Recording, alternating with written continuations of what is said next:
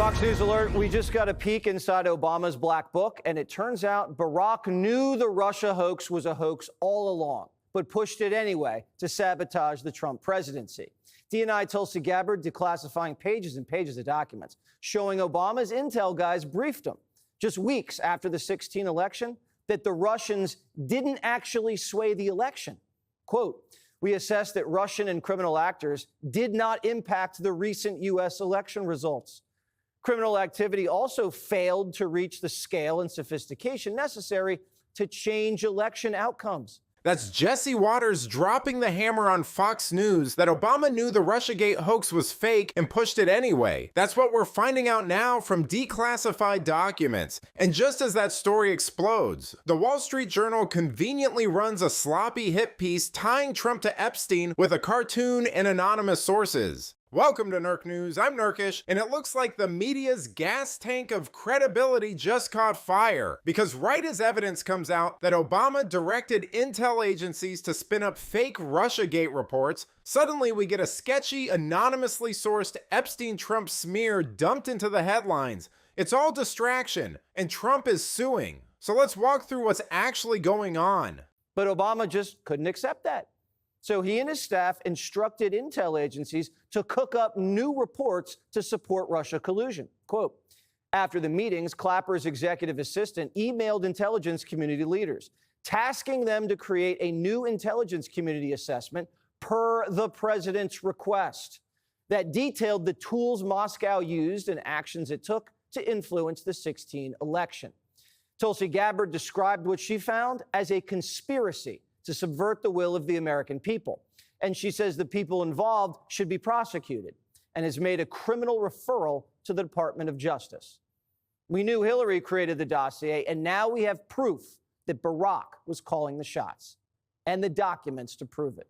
You know, they spent years calling people conspiracy theorists for saying exactly what these documents now prove. Obama's own intel team said Russia didn't change the 2016 election, and instead of accepting that, he ordered them to create a new narrative. That's not leadership, that's regime propaganda. And the media dead silent until they suddenly discover a Trump-Epstein connection. How convenient. I will do all that I can, and we have whistleblowers, actually, Maria, coming forward now after we release these documents, because there are people who were around, who were working within the intelligence community at this time, who were so disgusted by what happened. We're starting to see some of them come out of the woodwork here, because they too, like you and I and the American people, want to see justice delivered. So we're going to provide everything that we have, everything that we will continue to gather to the Department of Justice for that direct intent and that direct purpose. There must be indictments, those responsible, no matter how powerful they are and were at that time, no matter who was involved in creating this treasonous conspiracy against the American people, they all must be held accountable.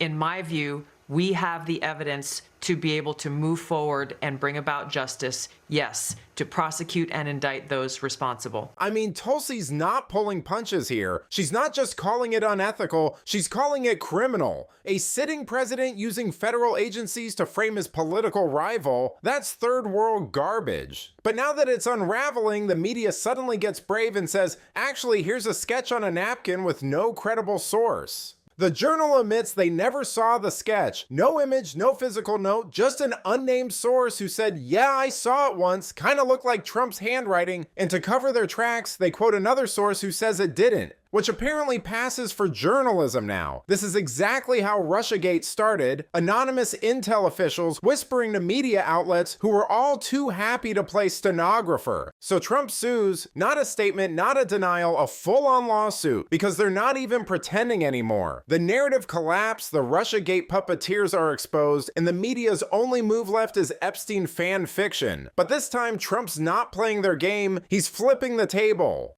What I think went on here, I'll just cut to the chase. I think somebody leaked this birthday book to the Wall Street Journal with conditions. And by the way, we should find out who that leaker was if they're in the government. Whatever you may think of Trump, whoever may have leaked information that's in a DOJ file, we can't have that. But my theory is they go to the Journal and they say, hey, I'm going to show you this. Not giving you a copy. You can't have it. but I'll show it to you, I'll authenticate it, and you can then run with it. And then the Journal has a decision to make. Are we going to print something without being able to actually show it to the public? And they decided that they would. I don't know that that was the right call. In fact, I think that it wasn't. This story is a tabloid sensation. Look, you have a very important show. I think a lot of people watch it. You spent half your show already talking about a fake story that the Wall Street Journal published. This isn't what journalism's intended to be. Let's talk about what the winning that we're doing for the American people. Here's a sad reality, honestly, is that the Democrats with the media have tried to change the topic from the fact that we have the most secure border in American history, that we just passed the most consequential bill that puts $7,500 in the pockets of working Americans, that we've lowered inflation, egg prices are down, gas prices are down, we have stability all over the world, we're starting to cut the deficit, we just passed the first crypto legislation in American history. We're winning on every count. The Democrats don't want to talk about any of this because they're wrong on every front. You know, the worst part is they're not done. Tulsi's right. The same people are still in the swamp and still running cover for the same playbook. If RussiaGate was Act 1, the sketch smear is Act 2. And unless someone gets held accountable, you better believe they'll try Act 3 right before November, which is why Trump is taking action. But let me know what you think. Is the Epstein sketch story just RussiaGate 2.0? Let me know in the comments, and if you enjoyed this video, please give it a like and subscribe to the channel. That stuff really does help us out. Until then, this has been Nerk News. Thanks for watching. Bye.